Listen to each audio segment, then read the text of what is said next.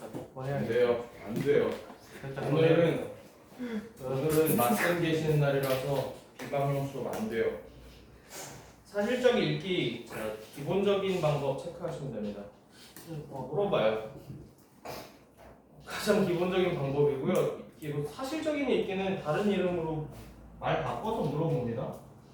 어떻게 물어보냐? 써져 있는 그대로 읽어라 라는 게 사실적인 읽기거든. 명시적인 읽기예요. 명시적인 읽기.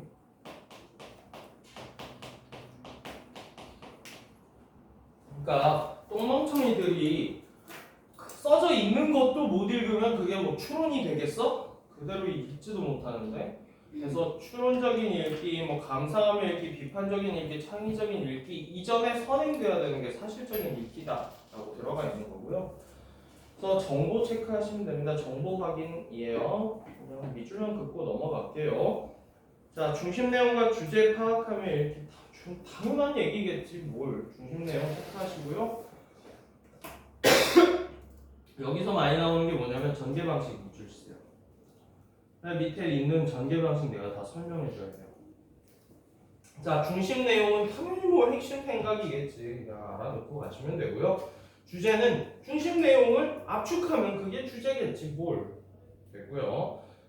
설마 주제가 무슨 단어 뜻인지 모르시는 분 없죠? 고등학교 2학년 됐는데 내가 주제가 뭔지를 얘기해 줄 필요는 없잖아? 안 되는 거지 그러면. 중심 내용과 주제 파악하는 방법. 제목을 읽고 자 요약 체크하세요. 내용을 요약하셔야 됩니다.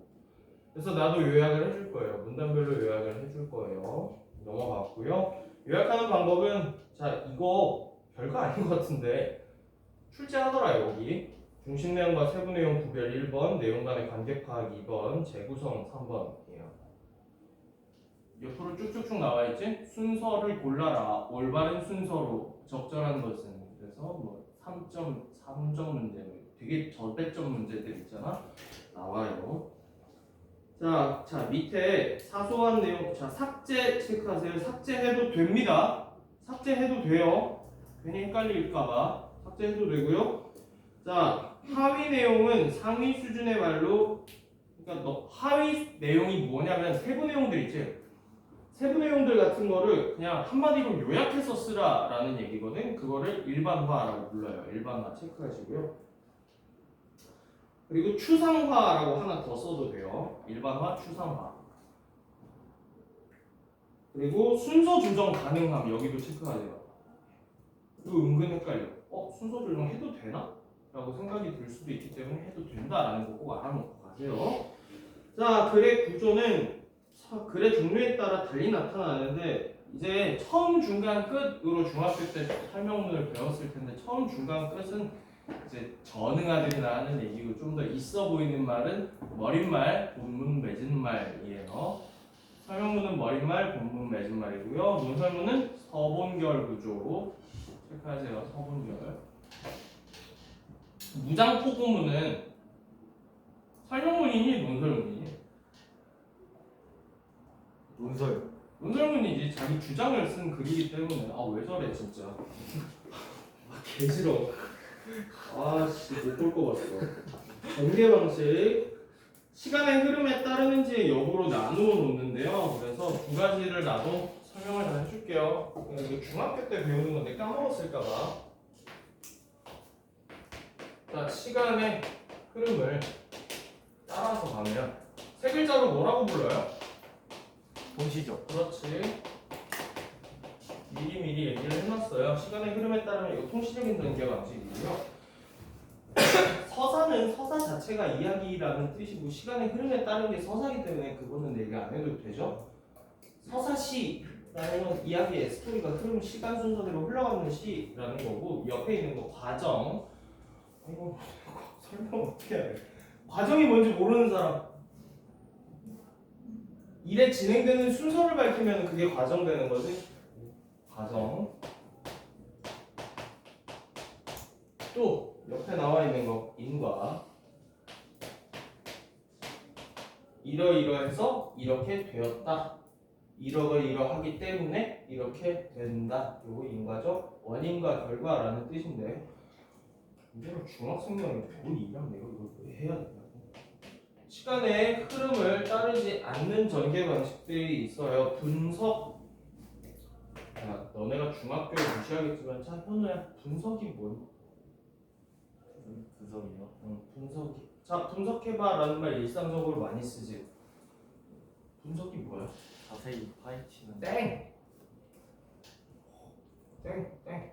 틀렸어. 모른다는 얘기예요, 제 분석. 이건 뭐? 구성 요소를 밝혀 적음이야. 분석은 구성 요소를 밝혀줘야 돼.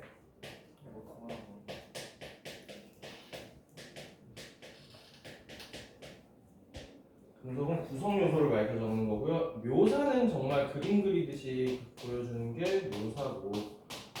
또 뭐가 이건 넘어갈게요. 자, 분류는 뭐야? 분류가 뭐니? 텍스트별로 주제 정리. 분류가 뭐냐니까.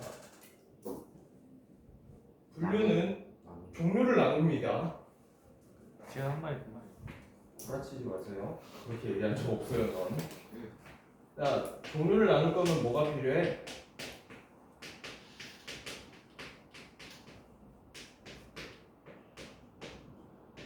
뭐가 있어야 돼? 기준이 있어야 돼. 일정 기준에 따라 종류를 나눕니다.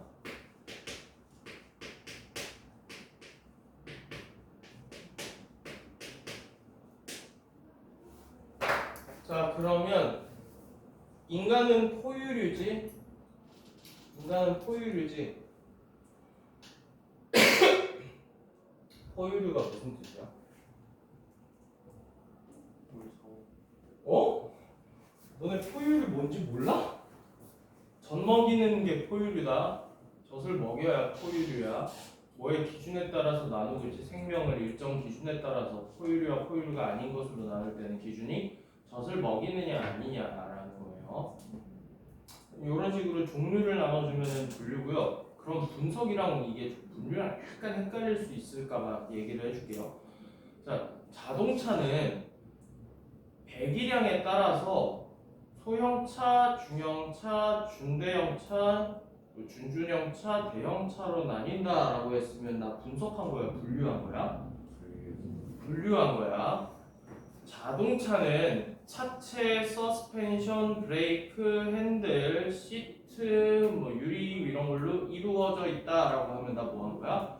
분석한 거야. 이거 되게 엄격하게 구별하는 거니까 알아놓으세요. 넘어갈게요. 말하는 거. 얘들아, 예시가 뭔지 설명해줘야 되니? 안 해줘도 되지. 예시는 빨리 넘어갈게. 예시 넘어가고 정의는 뭐야?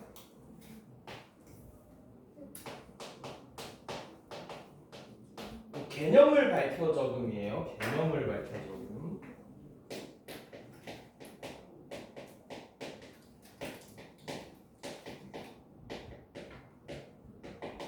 이거 정의를 안 해주게 되면 어떤 문제가 생기냐면 사람마다 글을 이해할 때 다른 내용으로 이해해버리기 시작해. 그래서 개념을 밝혀 적어주는 게 정의고요. 그래서 비문학을 할 때 제가 나도 인강을 즐겨 보거든.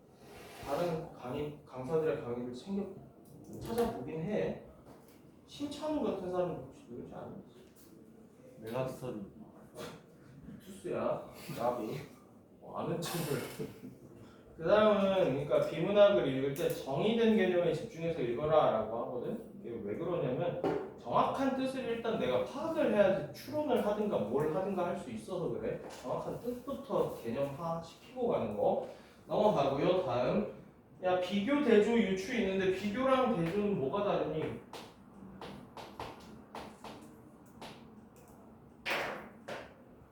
공통점을 중심으로 하면 비교.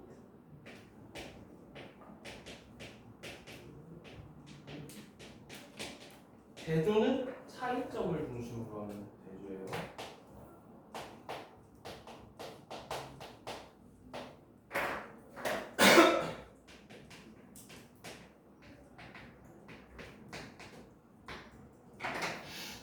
유추는 유비추론이라는 뜻이에요. 유비추론. 그래서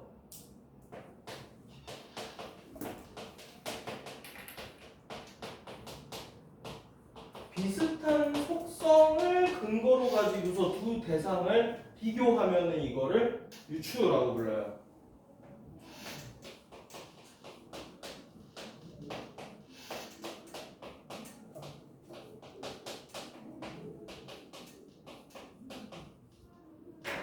자, 이거 중요하거든? 왜 중요하냐면 문학에서도 유추의 방법을 많이 사용한단 말이야. 고전 수필 중에 설갈래라는 갈래가 애초에 전부 다 유추로 이루어져 있어. 혹시 이옥설이라는 고전 수필 나랑 했는데 기억이 나는지 모르겠지만 간단하게 얘기할게요. 집을 지킨 경험을 가지고서 인간의 몸도 이러하지 않을까? 비슷한 속성들이 있기 때문에 인간의 몸도 이러하지 않을까라고 얘기를 한 뒤에 인간의 몸을 또 기준으로 삼아서 인간의 몸이 이러하니까 이 사회도 이러하지 않을까라고 유비추론하는 게 이옥설의 내용이었어. 그러니까 행랑채가 퇴락하여 내가 수리를 했는데 두 칸은 고장났을 때 바로 수리했고 한 칸은 수리를 하지 않으니까 기둥과 대들보가 모두 썩어서 나중에 수리할 때 비용이 많이 들더라. 인간도 그러하지 않을까? 인간도 잘못된 부분이 있으면 빠르게 고쳤으면은 다시 정상적으로 되돌아가는데 크게 문제가 없지만 아픈데 자꾸 병원 안 가고 이러면 나중에 큰 대가를 치를 수도 있겠더라. 인간의 몸이 이러하니까 이 사회에서도 암적인 존재들이 발생했을 때 이것들을 빨리 처리하지 않으면 이 사회 전체가 문제가 생길 수도 있겠다. 이렇게 점점 사고의 과정이 넓어져 가는 게 이게 유비추론이거든. 제일 잘하는 사람 누구게? 일론 머스크가 제일 많이 하죠 이거. 화성 자꾸 가재. 화성 갈 거니까 라고 하는데 화성 왜 가냐고. 지구와 유사한 어떤 속성들이 있기 때문에 화성도 인간이 거주할 수 있지 않을까라는 유비추론이야. 유비추론은 사기꾼들이 하는 거야. 이거 귀납추론이니 이성추론이니? 귀납추론이지. 100%라는 게 있어? 100%가 없어. 그러니까 화성 갔는데 만약에 못 살아. 미안 어떡해. 나 실패했네. 쏘리 하고 끝낼 거라고요. 자, 그래서 유추의 방법은 이런 것들이고요. 자, 담화 표지라고 되어 있는 거 체크하세요. 파악 방법이 담화 표지 살펴보자. 야, 논리를 주의 깊게 살펴보는 건 너무 당연한 얘기잖아. 담화 표지가 뭐냐면 너희들이 이거 화작할 때 나중에 배우게 될 거거든. 그러니까 일정한 관습적인 말들이 있어. 왜냐하면 들어가면 무슨 방법 사용된 거야? 인과의 방식이 사용된 거죠. 왜냐하면 뭐뭐란 뭐뭐를 말한다. 이러면 정의의 방법이 주로 사용될 것이고 나열하거나 열거할 때는 첫째, 둘째, 셋째 이거 되게 많이 쓰고 또 근데 첫째, 둘째, 셋째가 언제도 사용될 수 있어? 과정의 방식 중에서도 첫째, 둘째, 셋째 이렇게 되지. 대표적인 과정의 방식이 생명과학 지문 같은 거 보시면 빛이 망막을 통해 들어온 뒤에 빛을 받아들이는 과정을 쭉 설명을 해놓은 것들이 있어. 그래서 대체로 생명과학 지문에서 과정 이런 거 많이 나오고요. 또 뭐가 있을까? 담화 표지. 뭐 없나? 예를 들어 예컨대 이건 너무 당연한 얘기죠. 됐고요. 이제 본문 가서 봅시다. 개 쉽습니다.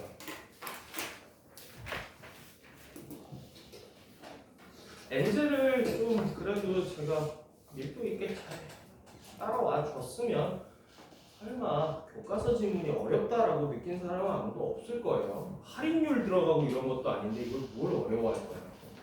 나 적정 기술 그러면 내 말대로 요약해 볼게. 그지들 기술 하면 된다. 적정 기술 아니야? 생각해봐. 적정 기술 계속 누가 주장하니? 거짓. 개발. 개도국에게 누가 주장하냐? 주장. 영국이랑 미국이 개도국한테 적정 기술이라는 걸 주장한다고. 야, 본인들은 개도국이 아니잖아. 무슨 얘기야? 니들은 이게 딱 적당해. 우리들의 적정 기술은 최첨단 기술이고 너희들의 적정 기술은 그지 같은 노동력 하면서 옷이나 만들어 임마 이런 거잖아. 노동력 파세요 뭐 이런 거잖아요. 사회마다 적정 기술은 변화할 수 있겠지. 인도 생각해 보시면 인구가 굉장히 많잖아요. 인구가 굉장히 많으니까 자기들이 가지고 있는 에너지원, 노동력이라는 걸 통해서 수출을 하는 게 가장 적합한 기술일 것이고 미국은 기술력이라는 에너지원을 가지고 있는 거지 기술력 이런 거에서 뭐 좀 첨단 기술 같은 건 미국이 하는 게 맞고 M&T 한 우리나라 같은 경우에 사이드 왔다 갔다 하면서 주워 먹는 거 주워 먹으면 되는 거지. 미국 애들 이제 더 이상 자기 나라 군함 못 만드는 거 알아요? 제조업이 없어요 이제 미국에. 걔네들 그래서 반도체 기술 같은 거 우리한테 공정을 줘버렸잖아. 니네 값싼 노동력으로 기술력 일정 부분 있으니까 너희가 해. 우리는 설계도만 가지고 있을 거야. 라고 해놓고 줬댔죠. 중국이 대만 침공한다 그러니까 난리가 났죠. 우리나라도 뭐 내 예상으로 10년 안에 효부가 나지 않을까. 10년? 군대가 있었구나.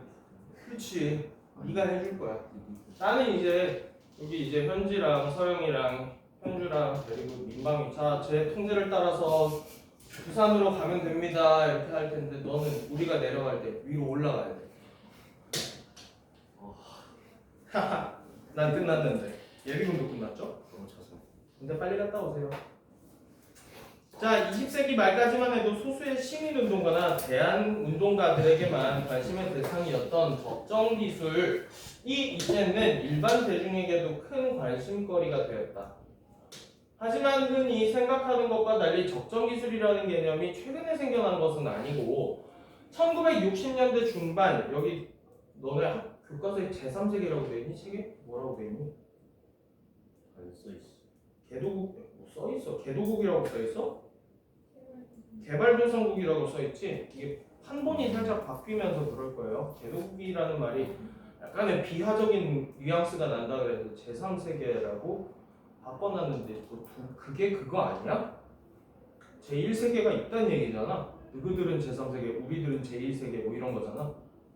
제1세계는 서구 문명을 얘기하는 거고 제2세계는 동아시아 문화 얘기하는 거야. 일본, 한국, 중국 여기가 제2세계고요. 제3세계는 그 어디에도 속하지 않은 인도, 아프리카 이런 데가 제3세계죠. 그냥 못 사는 애들이라고 생각하세요. 샌튼 이거라고 하면 또 안 되겠지? 이거? 어때요? 혹시 인도 여행 가보셨니? 서영아 인도 여행 어떻게 생각해? 가지 마세요.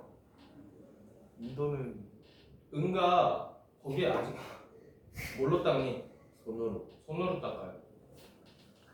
닦는 게 아니지 사실 긁어내는 거겠지? 긁어낸다의 표현이 맞을 거예요. 화장실이 없습니다. 사귀는 것 같아. 좋아해? 썩 얘기하면 좋아하지? 초딩이라는 얘기예요. 인수인 그거. 자, 경제적, 기술적, 사회적 문제들이 제기가 되자 전통사회 기존 조건들과 기술의 발전이 조화를 이루면서 경제 개선을 도모할 수 있는 방법을 개발하려는 노력이 시작했다. 자, 왜 생긴 거야? 적정 기술이라는 게 이것 때문에 생겼네. 조금만 더 얘기를 해줄게요. 이해를 하기 좋게. 자, 냉전 체제가 끝나게 되면서 막 독립국가들 새로 튀어나오기 시작하고 이러잖아. 그러니까 얘네들이 튀어나오면 당연히 사회가 안정적이지 못하단 말이야. 하지만 대체로 제3세계 국가들은 인구가 많은 편에 속해요. 인구가 많기 때문에 경제적인 혼란이 나중에 가면 이제 군사 쿠데타라든가 군벌화돼가지고 자기들끼리 치고받고 싸우는 경우가 너무 많았어. 자, 그러면 왜 선진국들이 이런 걸 개발해서 개도국한테 알려주는 걸까? 본인들도 손해예요. 값싸게 나에게 노동력을 제공해줘야 되는 제3세계 국가들이 자기들끼리 치고받고 싸우면서 내 기술을, 내 거를 못 만들어줘. 안 되잖아 그러면. 그래서 얘들아 적정 기술이라는 게 있는데 말이야. 좀 해볼래? 내 거 좀 만들어. 싸게. 얘네들 그지잖아. 그러니까 그걸 토대로 니네들도 발전을 할 수 있다. 성공한 나라 대한민국밖에 없어요. 나머지 제3세계 국가들 지금도 다 안 돼요 이거. 전통사회의 기존 조건들과 기술 조화의 발전이 필요해요. 뭐가 조화를 이루어야 된다고? 기존 조건과 기술이 조화를 이루어야지 뭐가 돼? 경제 개선이 돼요.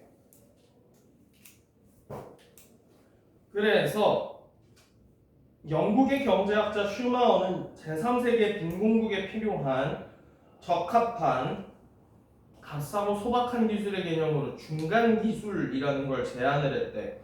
오늘날의 적정기술 운동의 기초가 된 그의 제안은 대안기술 또는 적정기술로 표현이 되고 있는데 지금은 후자의 표현을 선호하고 있다. 자, 여기에서 사용된 논리 전개 방식 중에 과정의 방식이 사용이 됐니? 과정의 방식 사용됐어. 처음에 소수 시민운동가한테나 관심이 있던 게 1960년대에 제3세계 국가들이 등장하고 얘네들이 사회적으로 문제가 생기기 시작하면서 슈마어라는 사람이 등장해서 중간 기술을 주장해줬고 과정의 방식이 사용이 되었네. 통시적인 전개라고 얘기해도 되겠니? 통시적인 전개 방식 중에 과정의 방식이 사용이 됐네. 첫 번째 문단 과정의 방식 사용됐고, 자 그럼 인과의 방식은 사용이 되었니? 이거 인과로 볼 수 있어 없어?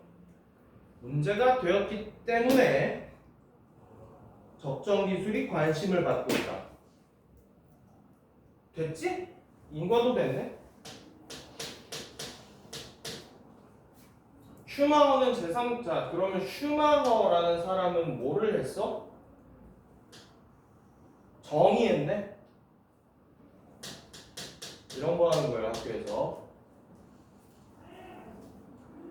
자, 중간기술 제안했는데 슈마허는, 자 그러면 슈마허라는 사람은 적정기술이라는 표현 사용한 적 있어? 없어. 이런 거 문제로 낸다. 사실적 읽기니까. 슈마허의 적정기술이라고 하면 선지가 틀린 선지예요. 그냥 슈마허의 중간기술이라고 해야 돼. 첫 번째 문단 좀 정리하고 갑시다.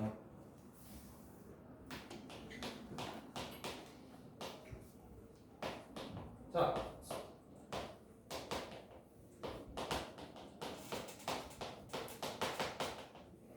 기술적, 경제적, 사회적 문제가 생기기 시작했어요, 얘네들이.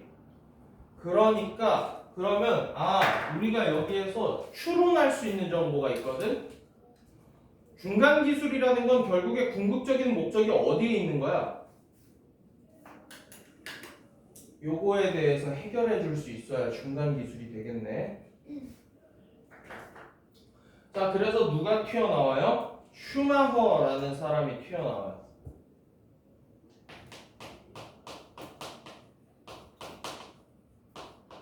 슈마허는 적정 기술이라는 단어를 쓰지 않았고 중간 기술이라는 단어를 썼어요. 중간 기술은 뭘로 정의되는데?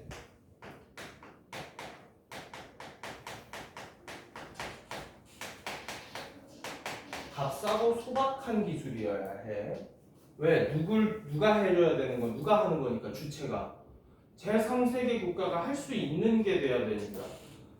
그러니까 갑자기 인도 은가 손으로 닦는 애들한테 반도체 1나노 공정 기술 알려준다 그래서 걔네가 할 수 있을 것 같아? 못해. 좋은 거 줘봤자 못한다고. 걔네들은 그러면 뭘 하는 게 가장 적합하니? 손으로 만드는 거. 손으로 밥 먹는 건 뭔 개소리예요. 노동력을 수출하는 게 가장 적합하다고. 우리나라는 안 그랬을 것 같아?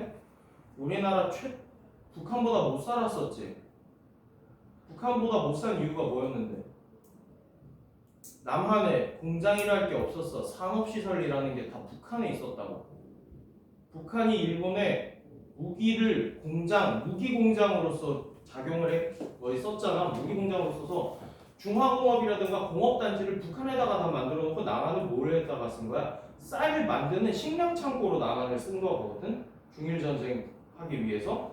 결국에 남한에는 그러면 남아있는 2차 산업 자체가 없었단 말이야. 전쟁 나면서 뭐 물론 북한도 두드려 맞았지만 기술력이라는 건 남게 되니까. 그래서 북한이 더 잘 살았어. 우리나라 남한은 어떻게 발전을 일으켰는데? 미국이 더. 아니야. 미국이 도와준 건 일부야. 경제개발 5개년 계획이라고 하면서 처음에 뭐부터 시작해? 새마을운동에서 농촌개혁부터 시작해. 그래서 제1차 산업인 농촌을 기반으로 먼저 삼아가지고 발전을 이룩하고 그 다음에 경공업 기반 위주의 시설을 발전시킨단 말이야. 이것도 노동력이 가장 집약되어 있는 거야. 그때 베이비 부머 세대였잖아. 그래서 경공업으로 어느 정도 이룩하니까 우리가 뭘 했어? 다음으로 넘어갈 때 중화공업에 도전하기 시작해. 그래서 중화공업이 쌓이고 나니까 이제 위로 이렇게 넘어가잖아요. 자, 중간 기술은 계속 바뀔 수 있다. 맞아? 사회에 따라 바뀐다. 그러면 중간 기술의 궁극적인 목적이라는 게 이런 거라는 건 알 수 있죠. 를 위해서 중간 기술을 들고 온 거예요. 그리고 중간 기술은 값싸고 소확해야 합니다. 좀 치사하게 얘기하죠. 아 이거 되게 좋은 얘기인데 내가 또 좋은 얘기를 기분 더럽게 하는 재주가 있어가지고 그지들은 그지들에 맞는 거 하면 돼라는 거랑 같은 얘기죠. 좋은 재주가 있단 말이지. 이후에 적정 기술이 무엇인가에 대한 논의가 많이 있었는데 대표적으로 바커라는 사람은 바커는 적정 기술을 사용했네.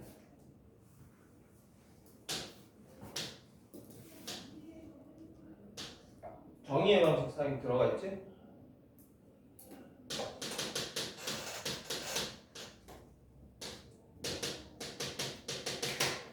정의하였다. 그는 의식주 건강 교육과 같은 인간의 기본적인 필요를 충족해야 되고 못하는 기술은 적정 기술이라고 볼 수 없으며 따라서 자 무슨 방식 사용됐어? 따라서 들어가 있으니까 인과 돼 있지? 하위 20% 사람들이 혜택을 받지 못하는 상태로 만든 경제 성장 전략과 이를 뒷받침하는 기술은 적정 기술이 될 수 없다고 주장하였다. 뒷받침할 수 없는 기술과 적정 기술의 차이를 중심으로 이야기를 전개하고 있네. 대조의 방식이 사용됐다라고 얘기해도 되겠지?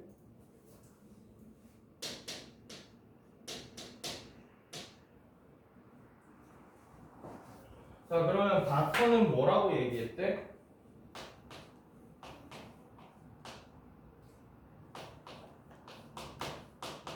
거의 적정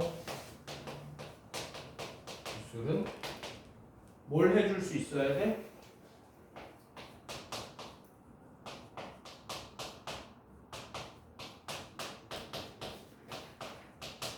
지역민들의 기본적인 생활을 영위할 수 있게 해줘야 돼.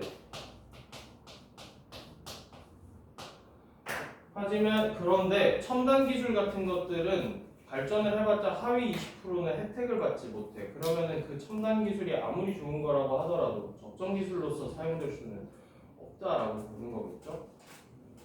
자, 지금 나 자꾸 인도 얘기해서 인도를 비하는 것 같아 보일 수도 있는데 그거 아니에요. 제3세계 국가 대표가 인도니까 그냥 인도를 얘기하는 겁니다.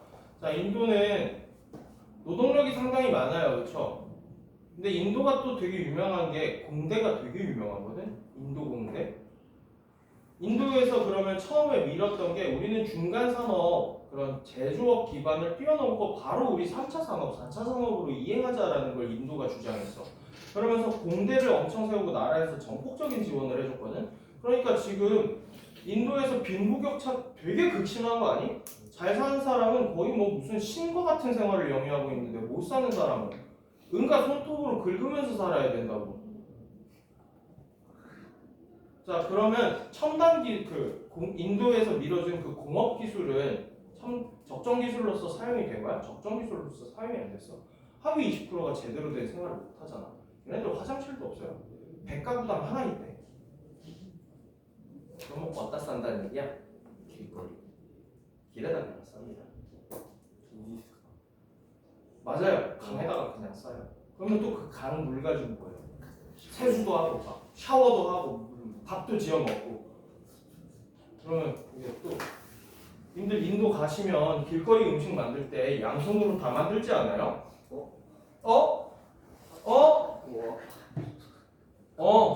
맞아. 인도에서 살아남았다라는 건 곧 강하다라는 얘기야. 목이 말라 죽겠는데 물이 겐지스물밖에 없네. 어카노 먹어야지. 그러니까 기아는 졸라 짱 센 거예요. 대박이야. 우리 들어갔잖아. 그 옆에서 막 사람 태우고 있죠? 소는 똥 싸고 있고요. 이렇게 생겼어. 행복하죠? 자, 그러면 최첨단 기술이 적정 기술이 될 수 없다라는 것까지 들어가 있었네. 여기 최첨단 기술이라고 들어가 있는 건 뭐를 얘기하는 거예요? 자, 혜택받지 못하는 기술.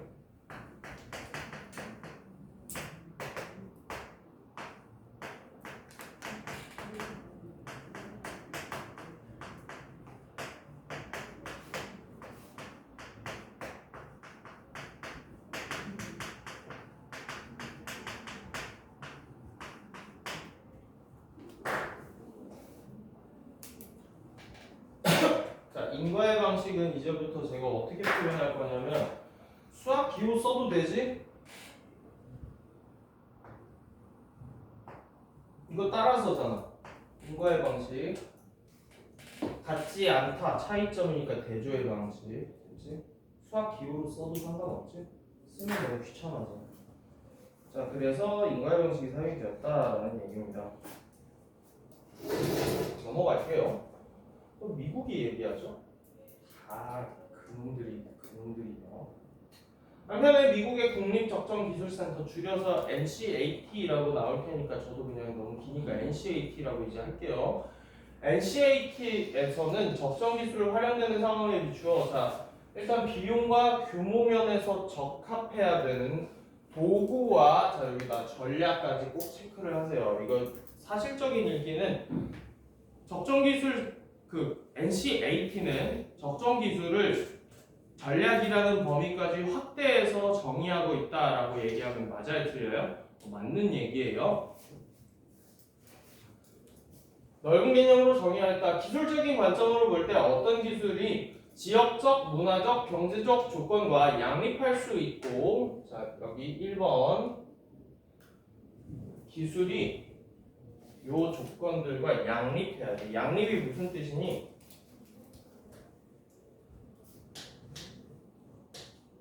양립 이런 거 좋아할 것 같아서 뜻을 써줄게요. 두 가지가 따로 동시에 성립하는 거예요.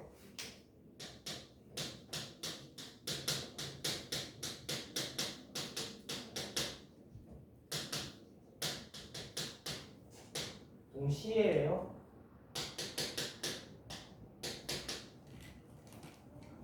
양립할 수 있어야 돼. 첫 번째.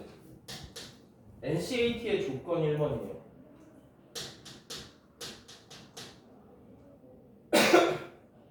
두 번째. 아이고. 엉망진창을 해야 되는데. 조건 2번. 지역적으로 물질과 에너지원을 이용할 수 있어야 된다 했는데 이 에너지원이라 그래서 꼭 진짜 석유 이런 거 생각하지 마시고 노동력도 에너지원이 될 수 있어.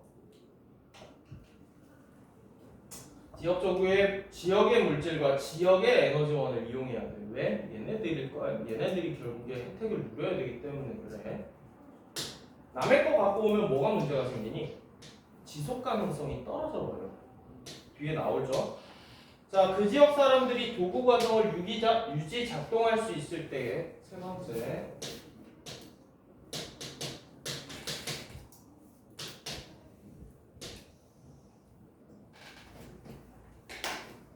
그래야 됩니다.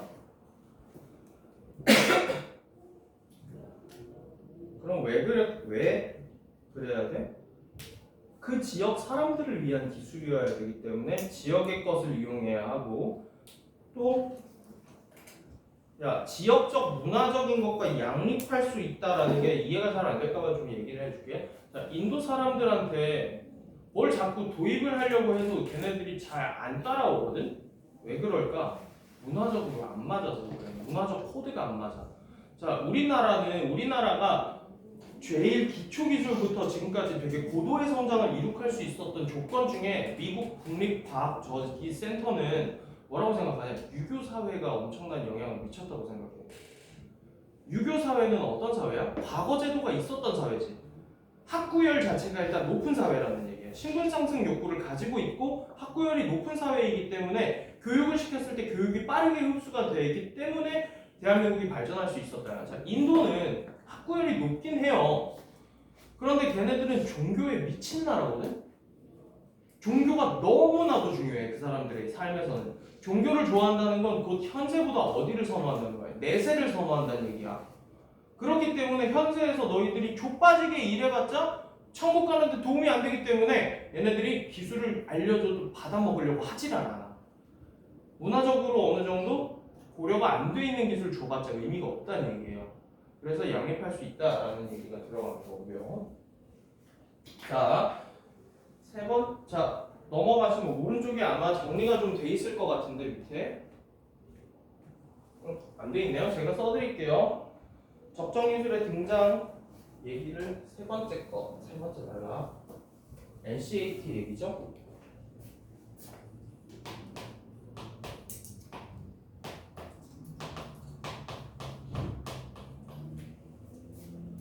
NCAT는 일단 뭐라고 얘기했어? NCAT의 적정기술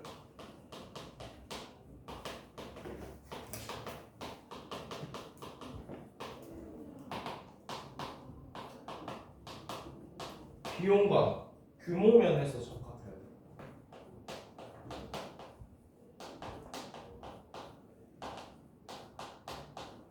비용과 규모가 적합해야 되고, 그러면 기술뿐만 아니라 또 뭐 들어가? 전략까지 들어간다.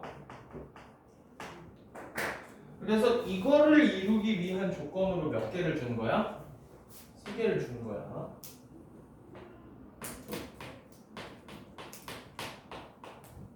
조건 1번 뭐 해야 돼?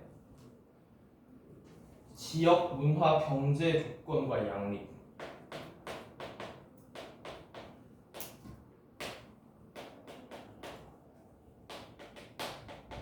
경제와 양립할 수 있어야 돼. 두 번째 또 뭘 할 수 있어야 돼?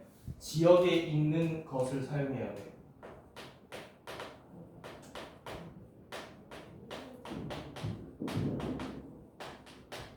에너지원.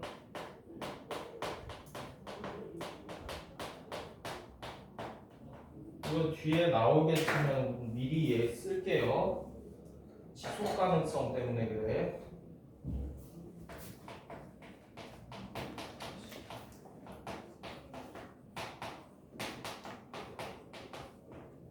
세 번째 조건 또 뭐 있다고? 유지하고 작동해야 돼. 지역민이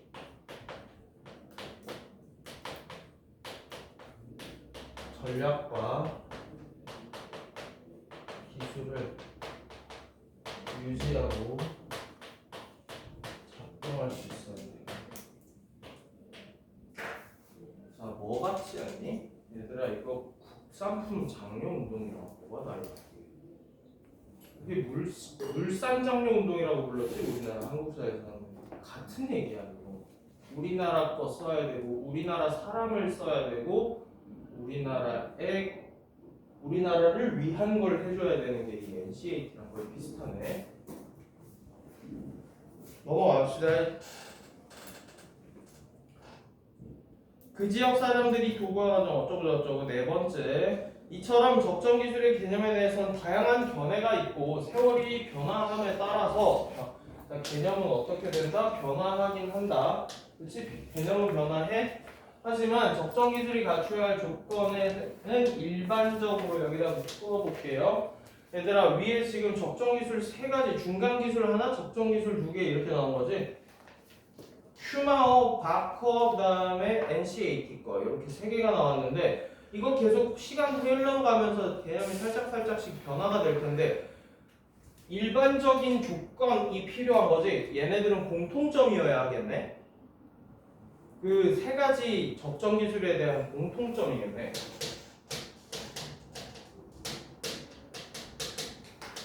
다음과 같은 내용이 뽑힌다 해서 첫째, 둘째, 셋째, 넷째, 다섯, 여섯, 7개 나올 거예요. 첫째, 담화 표지로서 기능할 수 있죠. 어떤 담화 표지니? 열거하고 나열할 때 쓰는 담화 표지로 들어갈 거예요.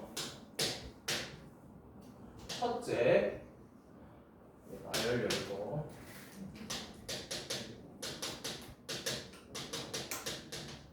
적정 기술에 드는 비용이 일단 싸야 돼.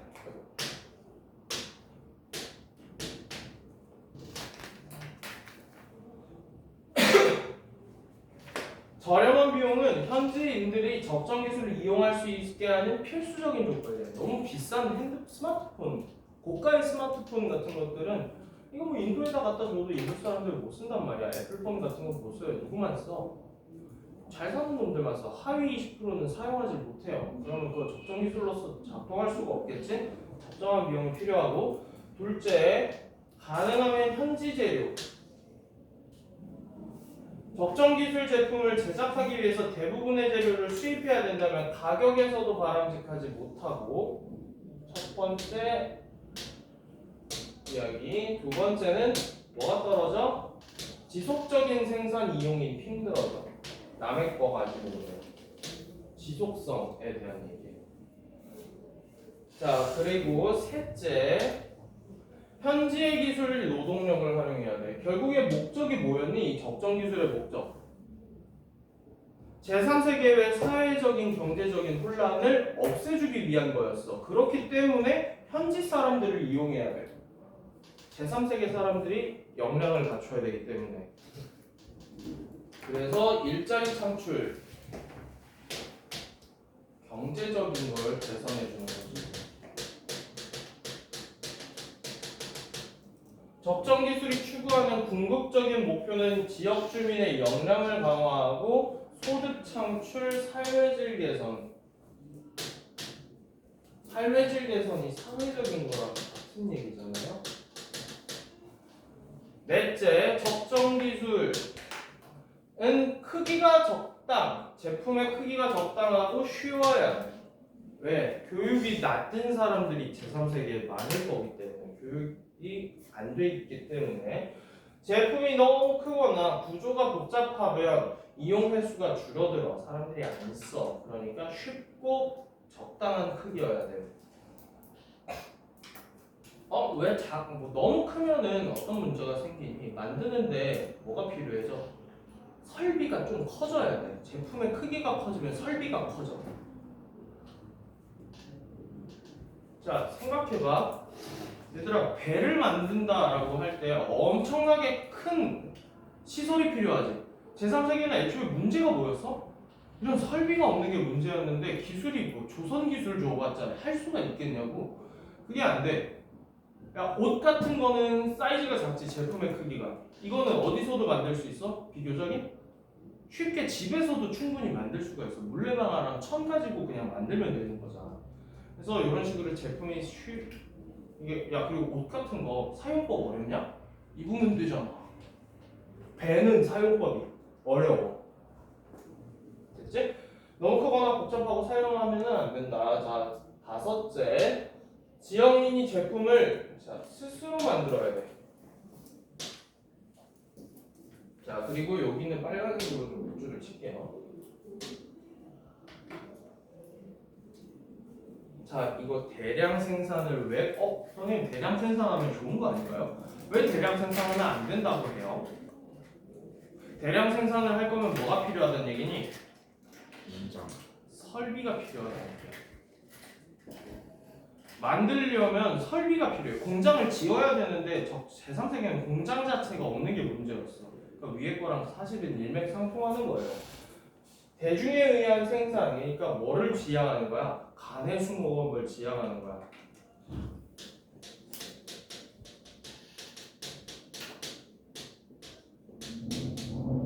자, 이거 이해가 잘 안 되는 친구들이 있었기 때문에 제가 얘기를 해드릴게요. 자, 마하트마 간디 누군지 다 알지? 마하트마 간디. 그 사람 사진 보면 항상 뭐 돌리고 있거든. 손으로 간해수공업으로 천을 계속 만드는 사진을 광고한다고. 간디가. 이거 뭐 하라는 얘기니? 마하트마 간디가 집에서 다들 모두 면직물을 생산을 하자라는 얘기를 주장했었거든. 영국의 뭐에 맞서서? 대량 생산된 면직물에 맞서서 우리들은 간의 수공업으로 면직물을 생산하자. 생산이 있어. 영국의 대량 생산은 뭐가 필요한? 설비가 필요하지. 걔네들 공장 지어가지고 기계 돌리는 것도 설비야, 돈이야. 근데 인도는 인구가 20억이야. 한 집에서 그냥 면직물을 뽑아내면 그게 훨씬 싸. 설비도 필요 없어. 그러니까 그런 경쟁력을 갖춰야 된다라는 얘기예요. 대체로 제3세계는 뭐가 많아요? 인구가 많아요. 교육 수준은 조금 떨어지고요.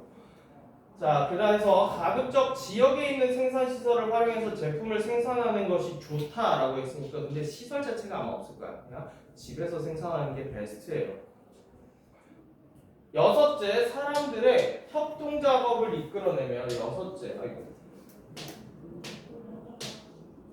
협동해야 되고 사회 발전에 공헌해야 돼. 자, 우리 궁극적인 목표가 사회 안정이었기 때문에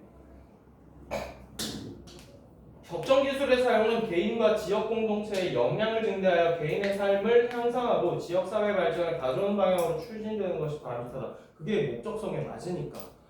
일곱 번째, 상황에 맞게 바꿔야 돼. 어떤 지역과 시대에 적정한 기술이 다른 지역과 다른 시대에서는 적절하지 않을 수가 있어. 이건 다 이해가 될 거예요. 그래서 적정 기술은 환경 변화에 맞춰서 유연해야 돼. 이외에도 적정 기술이 갖춰야 할 조건은 추가가 될 수 있는데 자 밑줄 여기다가 또 칠게요. 그런데 역접 접속사지 앞에 있는 내용과 반대되는 게 주어질 거라는 담화 표시로 작용을 한다고요. 이거 개 열받아. 다 갖춰야 되는 것은 아니래. 얘들아 조건이 7개야. 이거 다 맞추는 게 이게 쉽겠냐? 되게 어렵게. 예시 하나만 들어볼까? 우리나라 석유 나니? 석유 한 방울도 안 나지. 근데 우리나라 석유 수출하는 거 알아?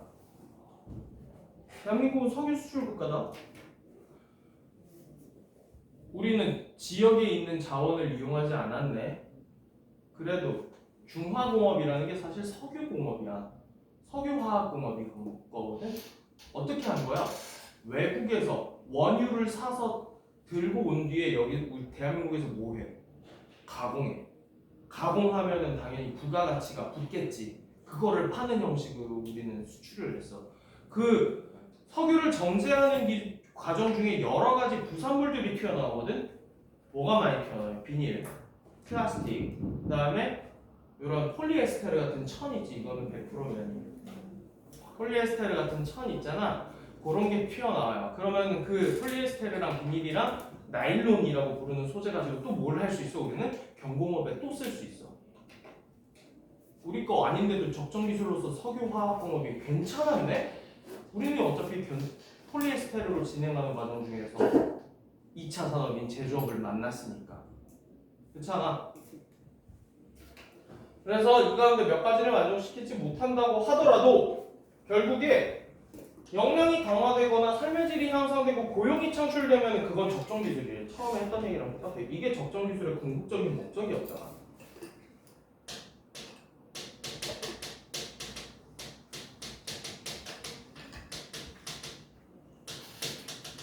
목적에 부합해요. 얘들아 여기 네 번째 단락을 아마 오른쪽에 정리가 돼 있는 걸로 알고 있는데 여기 있지? 빈칸 들어가 있는 거 있죠? 45쪽에 우측 상단에 붙어 있어요. 이거 내가 다 쓰기엔 너무 힘드니까 이렇게 언제 다 쓰고 자빠졌어. 옆에 있는 거 동그라미 쳐놓고 네, 거기다가 단락 4라고 그냥 적어주세요.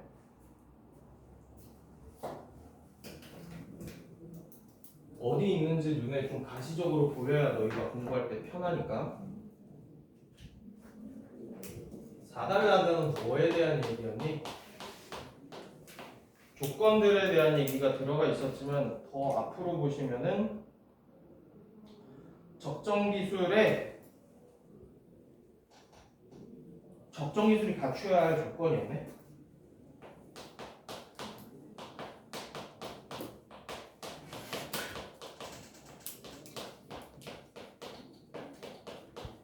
그래서 1부터 7까지 이렇게 쭉 있었어. 근데 근데 이 적정 기술의 조건이 될 거는 결국에 뭘 얘기하고 있는 거였어? 앞에 나왔었던 그 중간 기술, 적정 기술 두 개의 일반적인 공통점을 얘기하는 거였고 궁극적인 목적이었어요.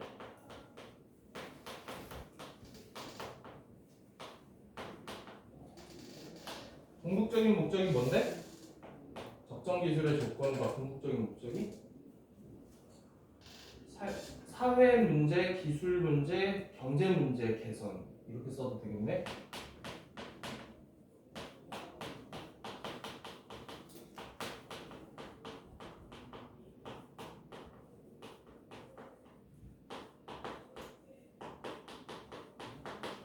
그래서 개선만 된다면 1, 2, 3, 4, 5, 6, 7 중에 몇 가지가 부족해도 상관이 없었다라는 얘기가 네 번째 단락이었지. 재미없죠? 나도 재미없어요.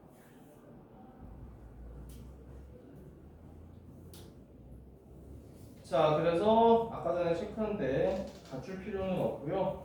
지역민의 역량 강화, 삶의 질의 향상, 고용 창출력 나와야 돼. 역량 강화, 이게 역량. 사회는 그대로 들어가 있죠. 삶의 질 향상이라고 해도 되겠네.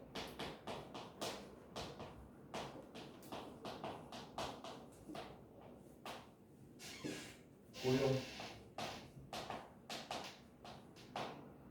이렇게 말을 좀 바꿔놔도 되겠네. 뭘로 물어볼지 모르니까요. 넘어가요. 본문 3. 오늘날 적정 기술의 필요성은 개도국과 선진국 모두에서 점점 강조되고 있다. 자, 그래서 지금 본문 2까지는 적정 기술에 대한 얘기가 들어갔었는데 본문 3부터는 내용이 조금 달라져요. 본문 2까지는 개도국이 갖춰야 하는 이유, 개도국이 적정 기술이 갖춰야 되는 이유 같은 게 들어가 있으면 본문 3번부터는 뭐가 들어가 있냐? 적정 기술이 현대 사회, 그러니까 발전한 사회에도 필요하다라는 이야기가 들어가요. 그래서 내용이 좀 달라져요.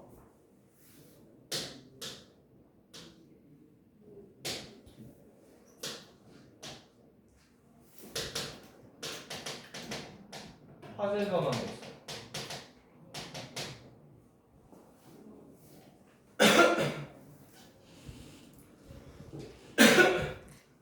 왜 그러냐? 이는 현대사회 문제점과 관련이 있는데 현대사회에는 되게 큰 위기들이 동시다발적으로 막 발생을 하고 있어. 기후변화, 지진과 같은 자연재해, 그리고 경제 위주 성장의 발전, 성장 위주 경제 발전의 부작용, 석유 같은 원자재 가격의 변동 등 이것은 항시적인, 그러니까 계속 변하지 않는, 계속 영원한 문제가 되었다 얘기예요. 이런 것들은 이런 게 현대사회의 문제고.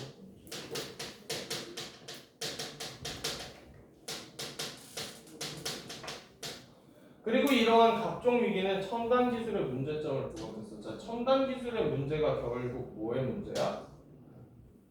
여기 따로 이렇게 뺄 필요 없겠네. 이게 현대사회의 문제 아니야?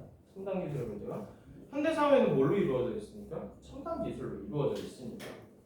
첫 번째.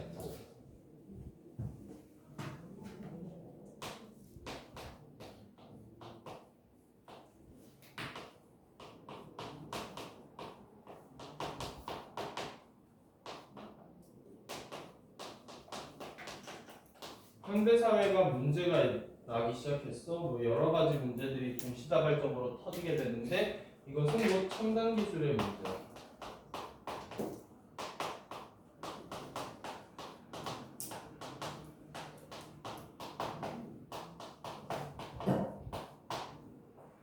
자, 그러면 잘 봐봐. 위에 있는 거 이거 지금 인과의 방식 사용이 됐니? 인과의 방식이 사용이 되고 있어? 현대사회의 문제는 첨단 기술의 문제고 여러 문제가 동시에 터지는 게 현대사회의 문제야. 따라서 뭐가 중요해지고 있다고? 적정 기술이 현대사회에도 중요해지고 있네. 따라서라고 해도 되잖아. 인과는.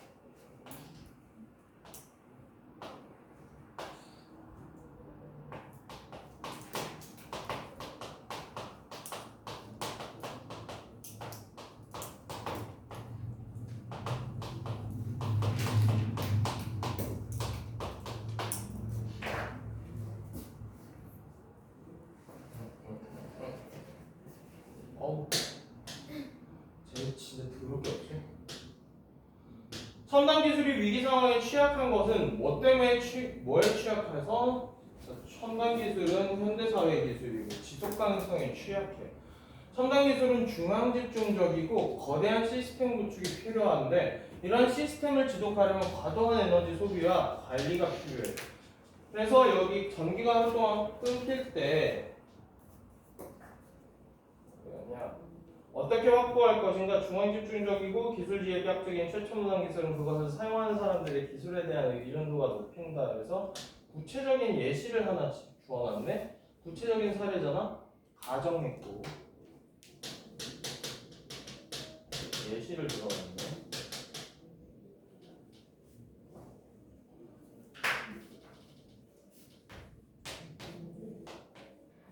여섯 번째, 현대사회.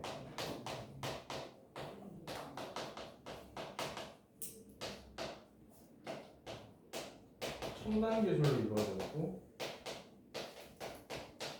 이건 위에 있는 거 똑같은데 뭐 연결해서 하셔도 되고요. 이 첨단 기술은 뭐에 취약해? 지속성에 취약해.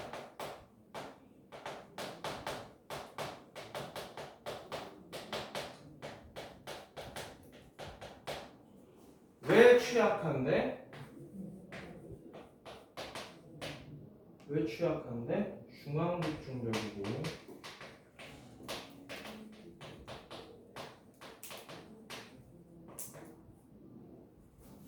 또 에너지가 많이 필요해. 거대한 시스템.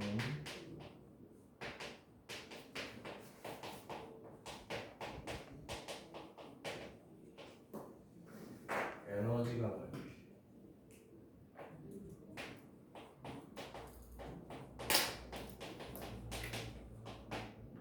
그렇기 때문에 지속 가능성이 떨어져. 그래서 이게 현대사회의 문제점이 되고 있어.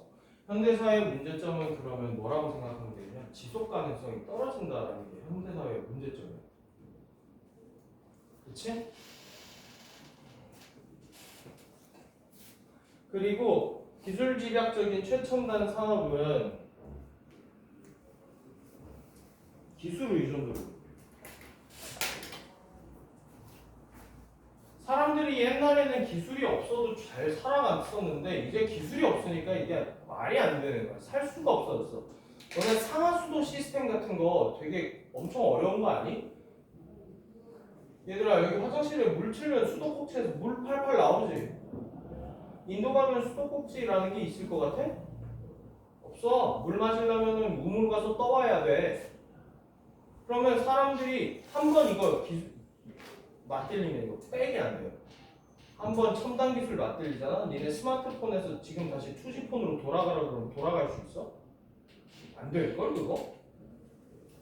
그래서 의존도가 높아. 또 에너지도 많고 의존도도 높아져. 기술 의존도가 높아. 큰일 날 거예요. 전기 잠깐 끊긴다 그래도 막 되게 짜증나잖아.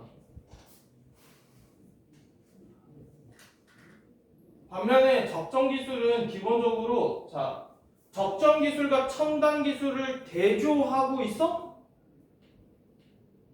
차이점을 대조하고 있잖아. 어떤 차이가 있는데? 지속 가능성이라는 게 차이점이네. 적정 기술, 그 다음에 뒤에 이거 나 있는 거 없나? 이거 첨단 기술이니까 이 사이를 대조하고 있네. 기본적으로 지속 가능한 시스템을 배경으로 했어. 그래서 적정 기술은 노동력이 풍부한 곳에서는 노동력을 활용하는 방법을 모색하고 재생에너지가 풍부한 곳에서는 재생에너지를 활용하는 방법을 찾아. 이를 통해 중앙집중식 기술에 대한 의존을 줄이고 소규모 단위의 자립 생존을 도모했어. 이게 같은 말로 뭐라고 부르는데? 지속 가능성이지. 자립 가능성.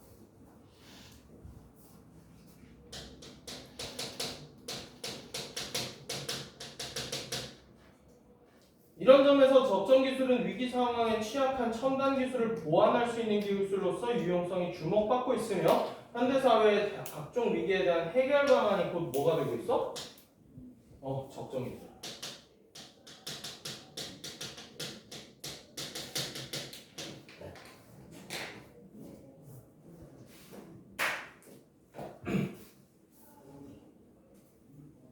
자, 조금 예시를 하나만 들어줄게. 얘들아, 현재 사회는 석유를 기반으로 살아가는 사회잖아. 에너지를 기반으로 살아간다고. 근데 석유라는 거는 고갈 가능성이라는 게 되게 높잖아. 그래서 지속 가능성이 조금 떨어져. 고갈이 된다는 거. 그래서 어떤 거를 가지고 지금 계속 개발하니? 지속 가능한 에너지에 대해서 계속 사람들은 찾고 있잖아. 수소를 가지고서 전기를 만드는 기술을 자꾸 만들려고 하고, 또 태양광 이런 거를 하려고 하고, 또 원자력 에너지 막 이런 거에 집중하는 이유가 지속 가능성이 있기 때문에 그래. 원자력은 위험하긴 하지만, 잘못 터지면 작되기는 하지만. 자, 몇 번째 문장이지? 6번째니? 내가 6번, 7번을 다 해버렸네? 아닌가? 6번째 했지? 했지? 자, 그러면 6번째는 원인 인과관계 있어? 자, 때문이다 찾은 사람. 첫 번째 문장, 6번째 문장, 첫 번째 거. 이거 내가 얘기 안 한 거 같아. 여기 인과 있네.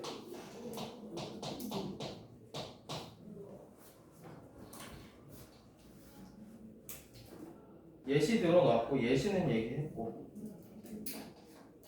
됐고, 넘어갈게요. 7번. 9개야. 너무 길어. 자, 적정 기술은 지속 가능성.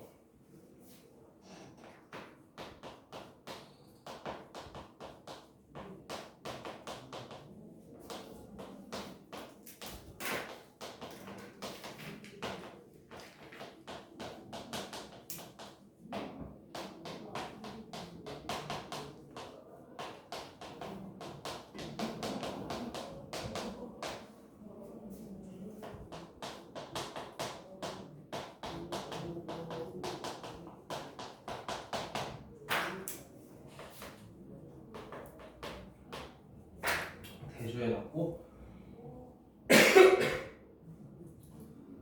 자, 그리고 중심 문장을 찾아라라는 게 나올 수 있으니까 중심 문장은 마지막 문장이에요.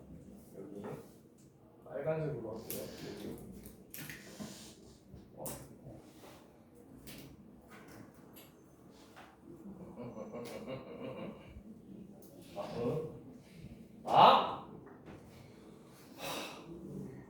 왜 이러는 거야?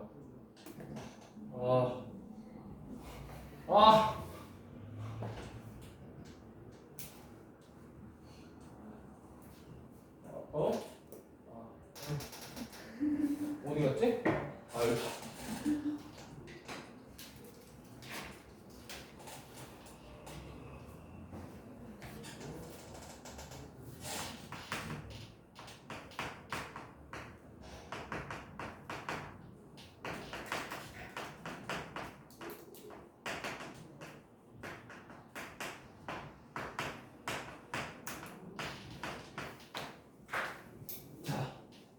그러면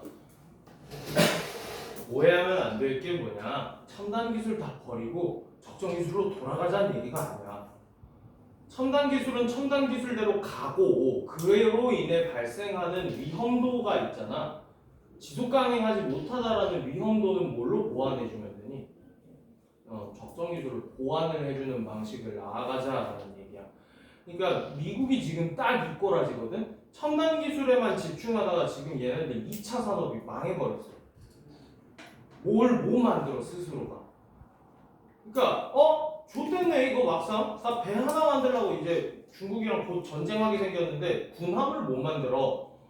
이거 잣됐다. 이거 다시 배를 만드는 제조업을 부흥시켜야 되겠다고 지금 계속 누가 얘기해? 트럼프가 계속 그 얘기하는 거야. 그거 이 지문에서 찾자면 적정 기술을 어느 정도 대비해야 된다라고 트럼프가 주장하고 있는 거랑 같은 얘기예요. 이해되니? 힘들어. 매지말 라스트. 아싸. 최근 우리나라에도 적정 기술에 대한 관심이 커지고 있는데 이는 매우 고무적이라고 할 수 있다. 고무적이 무슨 뜻이냐? encourage라는 뜻이지. encourage라는 뜻이다. 상찬이 또 모른단 말이야. 고무? 뭐 이거 고무노? 뭐 이런 거 할 거 아니야? 그러니까 아니고 encouraging이에요. 하지만 4, 50년의 적정기술의 역사를 지닌 서구 선진국과 달리 우리나라의 적정기술 관련 경험은 매우 부족하다. 실제로 뭐 그렇게 하면 짧잖아요. 우리는 너무 빠른 성장을 해왔단 말이야. 그러니까 우리가 일단 정확히 얘기하면 어디 3차 산업이 조금 모자라거든. 1차 산업 농업 기반은 됐어. 2차 산업으로 이행 잘했어. 그리고 3차 산업으로 넘어오는데 3차 산업이 약간 약하고 우리가 빨리 IT 산업이라고 하는 4차 산업으로 이행을 해버렸단 말이야. 3차 산업이 부족하니까 지금 어디 허리가 다 끊겨버렸어. 중산층이 없어요. 중간에 서비스업이라고 하는 게 3차 산업이잖아. 그러니까 여기서 얘기하는 내가 지금 얘기하는 서비스업은 치킨 팔고 이런 거 아니고 금융 서비스업이라든가 IT 서비스 산업 같은 게 되게 부족해. 그러니까 중산층이 날아가 버렸어. 그리고 사람들이 4차 산업에만 집중하다 보니까 농촌에 할배밖에 없어 이제. 농업기술에 대해서 지금 경쟁력이 떨어졌어요. 제조업도 우리나라 임금 상승하면서 제조업이 약간 밀렸어. 이미 중국한테 많이 밀렸어. 이제 동남아에는 아예 그냥 제조업으로 비빌 수가 없게 돼버렸고.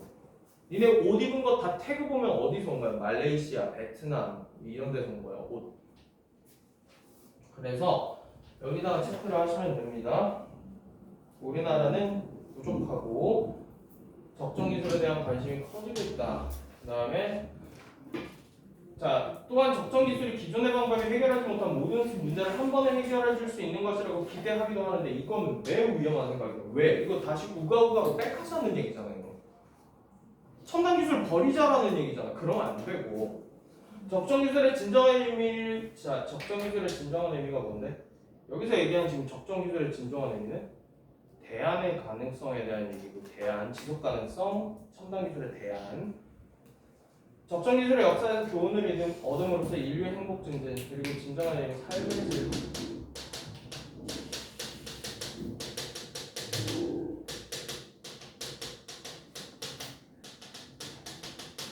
뭐 이런 것들 역량 강화 이런 게 진정한 의미가 되겠지.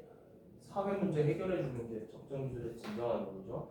교훈을 얻음으로써 인류의 행복 증진에 이바지할 수 있는 한국형 적정 기술이 마련되고 정착되기를 기대해 본다. 그래서 마지막에 이렇게 마무리를 해놨어요. 8번째 내준말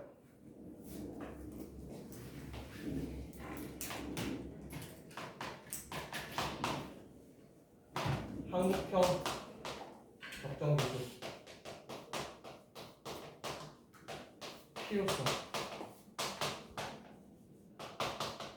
이렇게 하고 그냥 끝났네. 내준말은 간단하니까 빨리 쓰고 갈게요. 자 여기까지 하시면 적정 기술 끝났어요. 오늘 하루 안에 끝났네.